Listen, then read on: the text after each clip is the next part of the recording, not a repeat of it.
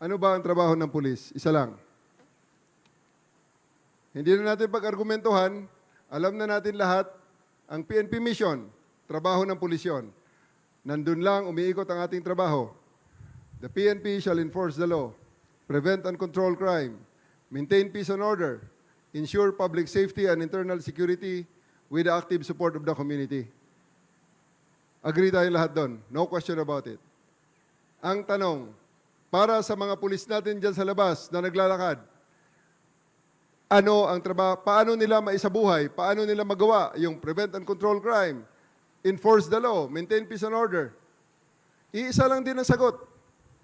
Alisin lang ang kriminal sa ating mga communities. Alisin ang kriminal sa kalsada. Yun lang, wala nang iba. Pag walang kriminal, walang krimen.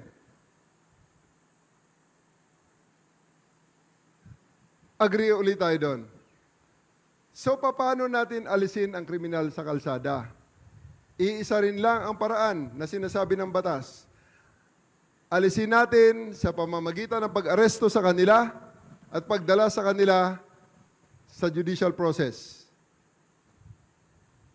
The 5 pillars of the criminal justice system, nandun tayo sa law enforcement, pangalawa yung judiciary.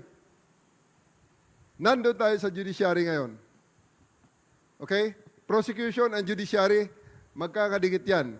So, hinuli natin ang tao, dadalhin natin sa piskal, kumbinsin natin ang piskal na dapat gumawa siya ng information para madala sa judiciary, sa huwes, para makumbinsin natin, mapinahan ng tao base sa krimen na kanyang ginawa. Basic. Yun lang.